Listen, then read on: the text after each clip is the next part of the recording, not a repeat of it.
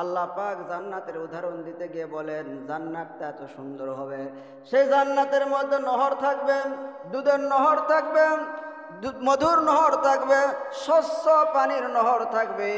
ওই জান্নাতটা আমি রব্বুল আলামিন মুমিন বান্দাকে দান করে দিব। সুবহানাল্লাহ। এই জান্নাতটা, যে জান্নাতের মধ্যে কোনো কষ্ট নাই, দুঃখ নাই, জ্বালা যন্ত্রণা কোনো কিছুই নাই, খালি সুখ আর সুখ, শান্তি আর শান্তি। সে জান্নাতটা দিবে কাকে? মুমিন বান্দাকে। আর সেই জান্নাতের মধ্যে একবার কেউ প্রবেশ করলে আর কোনোদিন জান্নাত থেকে বাহির হওয়া আসা লাগবে না। সুবহানাল্লাহ। আসসালামু আলাইকুম ওয়া রাহমাতুল্লাহি ওয়া বারাকাতুহু।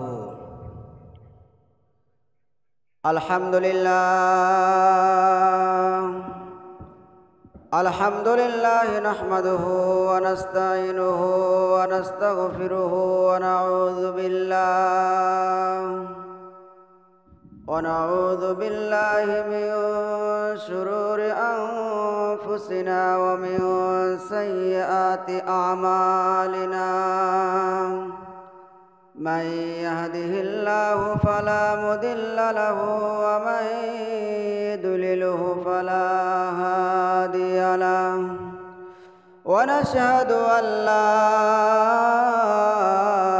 إله إلا الله وحده لا شريك له، ونشهد أن سيدنا وسندنا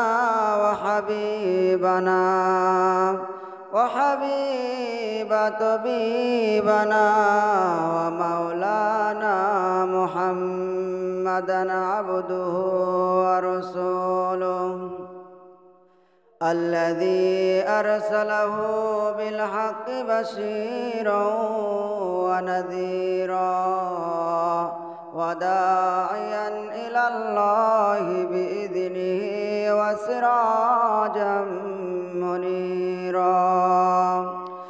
فقد قال الله تعالى في كلامه المجيد والفرقانه الحميد: أعوذ بالله من الشيطان الرجيم.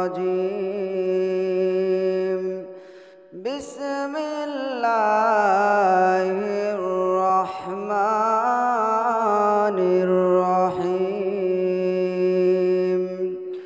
إن الله وملائكته يصلون على النبي يا أيها الذين آمنوا صلوا عليه وسلموا تسليما. درود اللهم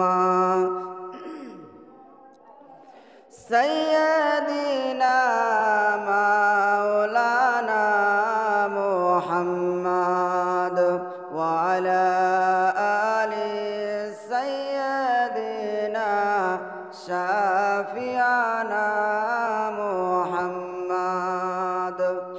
আলহামদুলিল্লাহ, সর্বাগ্যে সর্বপ্রথম সেই মহান আল্লাহ পাকের দরবারে লাখ করে শুকরিয়া জ্ঞাপন করে নেই, যে মহান রব্বুল আলামিন আমাদেরকে ভালোবেসে পছন্দ করে মনোনীত করে সপ্তাহের শ্রেষ্ঠ দিন, উত্তম দিন, জুমার দিন আল্লাহ পাকের ঘরের মধ্যে এসে বসে কোরআন এবং হাদিস থেকে কিছু কথা বলা এবং শোনার তৌফিক দান করলেন। সেই মাবুদের দরবারে একবার কালেমাত শুকরিয়া আদায় করে সকলে জবান ছেড়ে পড়ে নেই আলহামদুলিল্লাহ। লাখ করে দরুদ সালাম বর্ষিত হোক আকা ইমানদার তাজদারে মদিনা আহমদ মুস্তাফা মুহাম্মদ মুস্তাফা, সমস্ত নবীদের সর্দার, বিশ্বনেতা, মানবতার মুক্তির দূত বিশ্বনবী জনাব মুহাম্মদুর রাসূলুল্লাহ। সকলে মহব্বতে পড়ে নেই সাল্লাল্লাহু আলাইহি ওয়াসাল্লাম। প্রিয় সুধী সমাজ, আপনারা সকলে কেমন আছেন? আল্লাহ পাকের শুকরিয়া সর্বাবস্থায় আমরা আদায় করব যে আল্লাহ রাব্বুল আলামিন মানুষকে সৃষ্টি করেছেন আল্লাহ পাকের দাসত্ব আর গোলামি বন্দী করার জন্য। এই জন্য মুমিন বান্দার প্রত্যেকটি কাজই হবে ইবাদত, আল্লাহকে রাজি খুশি করার জন্য। ঘুম থেকে উঠে ঘুমে যাওয়া পর্যন্ত এবং ঘুমে থাকা পর্যন্ত যা কিছু করা হয় সব কিছুই নবীর তরিকা অনুযায়ী এবং আল্লাহ পাকের হুকুম অনুযায়ী হবে, তাহলে সেই কাজটি আল্লাহ রাব্বুল আলামিনের দরবারে সওয়াব হয়ে যাবে। বলুন না সুবহানাল্লাহ।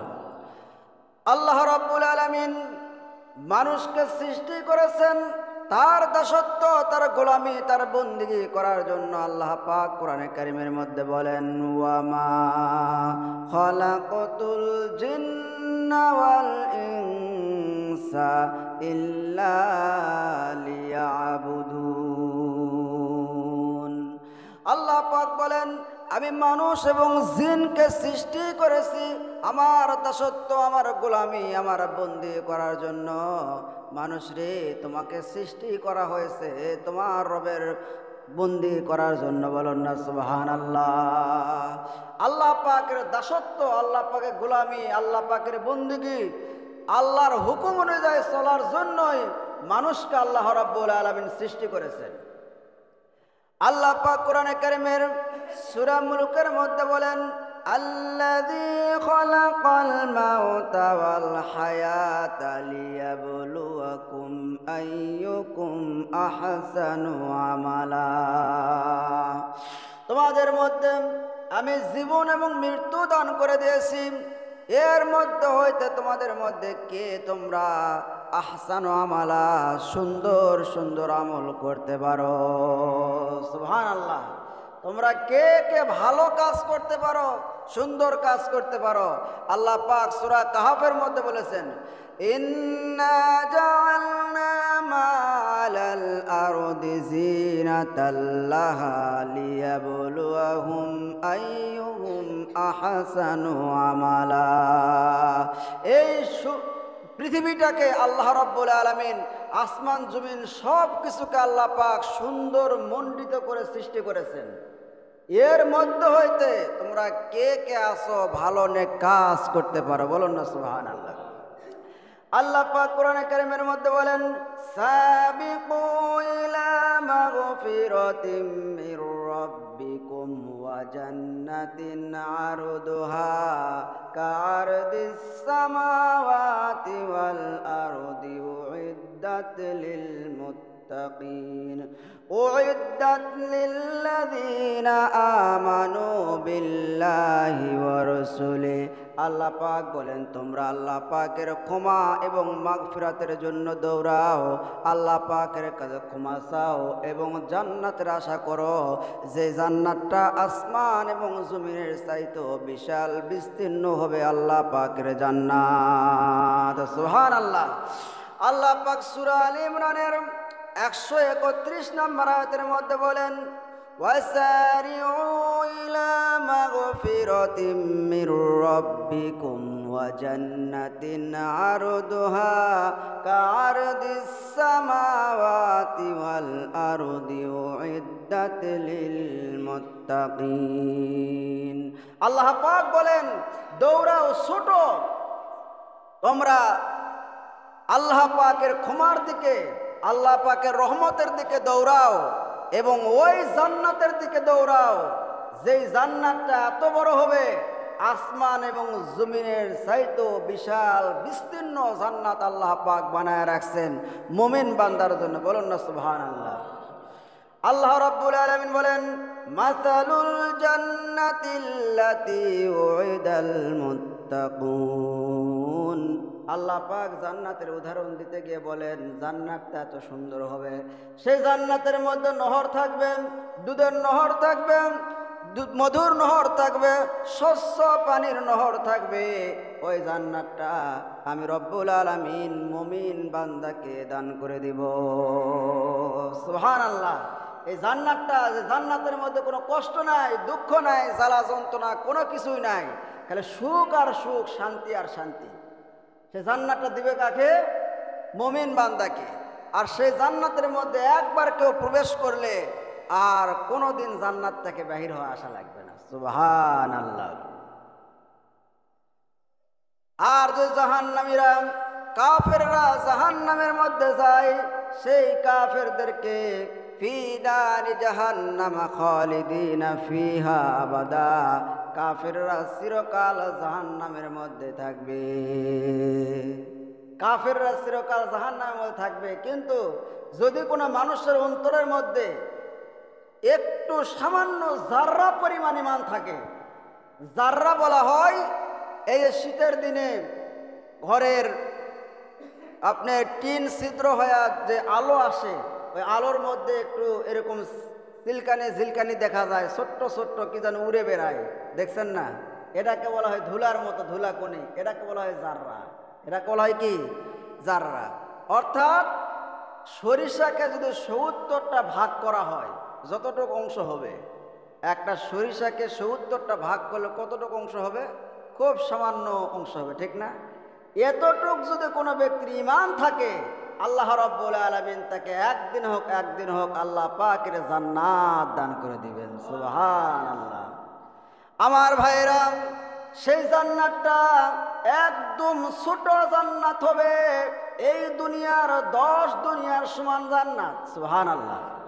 যেই ব্যক্তি সর্বশেষ আল্লাহ পাকের জান্নাতে যাবে, সেই ব্যক্তিকে জান্নাত দান করা হবে এই দুনিয়ার 10 দুনিয়ার সমান। সুবহানাল্লাহ, সুবহানাল্লাহ। একদম সর্বশেষে যেই ব্যক্তিকে জাহান্নাম থেকে বাহির করা হবে, জাহান্নাম থেকে বাহির করার পরে আল্লাহ রাব্বুল আলামিন ফেরেশতাদেরকে বলবেন, ফেরেশতারা এই ব্যক্তিকে জান্নাত এবং জাহান্নামের মাঝখানে তারে বসায় রাখো। সুবহানাল্লাহ কোন?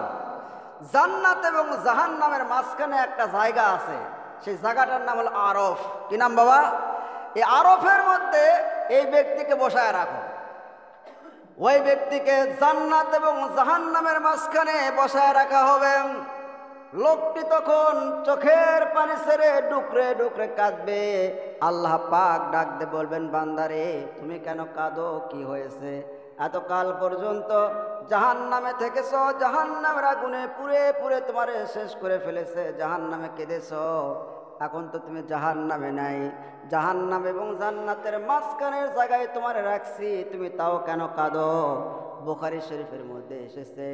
লোকটি তখন বলবে, আল্লাহ আমি এখান থেকে জান্নাত দেখতে পাই, এত সুন্দর জান্নাত তুমি বানাইছো, কিন্তু জান্নাতের গেটটা দেখতে পাই, জান্নাতের ভিতরে তো আমি দেখতে পাই না।